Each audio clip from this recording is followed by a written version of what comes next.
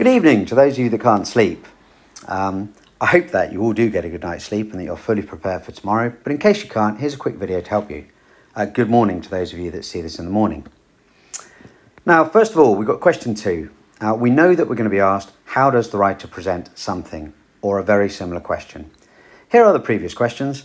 How does the writer present the character of Miss Mallard, the story of an hour? How does the writer present the importance of money and possessions? How does the writer try to present? How does the writer present? How does the writer try to interest? And so on. I've highlighted 2 here in green. How does the writer present the character of Mrs. Mallard and the character of the soldier? I'll explain that in a second. And there's another one in blue or turquoise. How does the writer try to present strong emotions in Still I Rise? Look at some more of those past paper questions. How does the writer try to present the lives, the marriage, the idea of being proud? How does the writer create sympathy, present war, present strong feelings, present the character of Lev, and create strong feelings? Now, notice we've got the character of somebody several times and we've got strong feelings several times. Now, I have a strong feeling that either significant cigarettes or out will come up in your exam. If it does, they won't ask you about the character of Lev because they've already done that. So, in significant cigarettes, I don't think they can ask you about strong feelings either because I don't think there are any particularly strong feelings. Are there? So, it's more likely they're going to ask you something like the passage of time, how does the writer create that? Or how does the writer create a sense of place?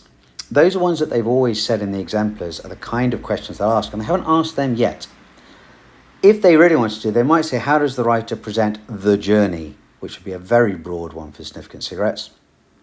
And in out, again, they can't ask you strong feelings, well they can, but they're not very likely to. But they could ask you, how does the writer present the character of the boy?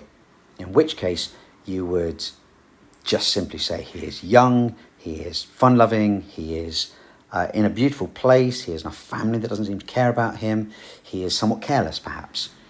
And you would make all your points. That, by the way, was 5 points that I just pulled out for the character of the boy, and that's what you're aiming for. Think of 5, when you read the exam question, think of 5 things that you can say that you can turn into your topic sentences to turn into your points.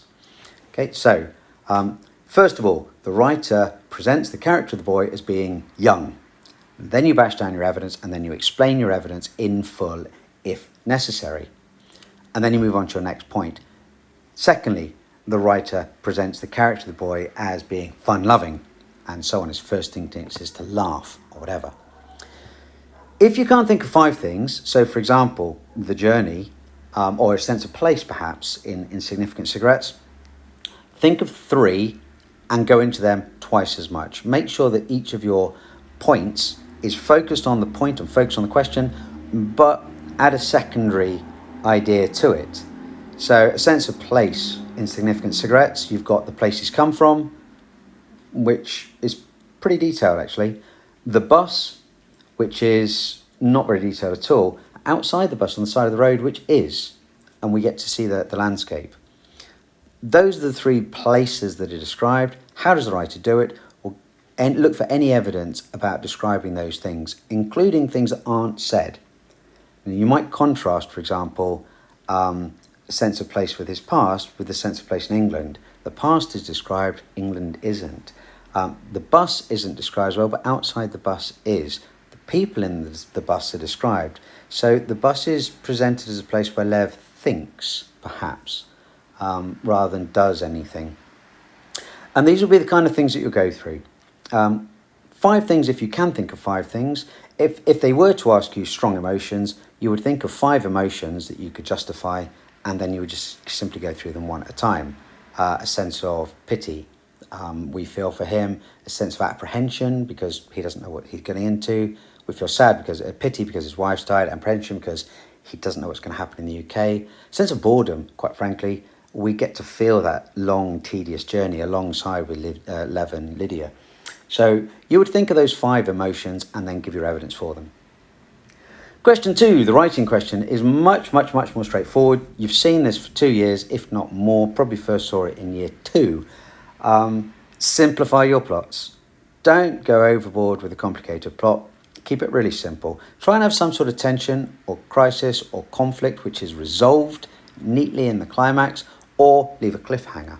Focus on the individual sentences and creating a mood and atmosphere. Have a definite, clear tone from your own point of view.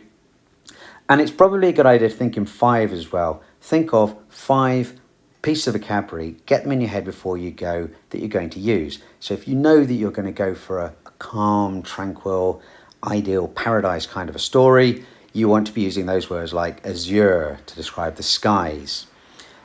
If you're going for a kind of gothic, horror, creepy atmosphere, then yeah, stick in words like, I don't know, melancholy or something that you know works, okay?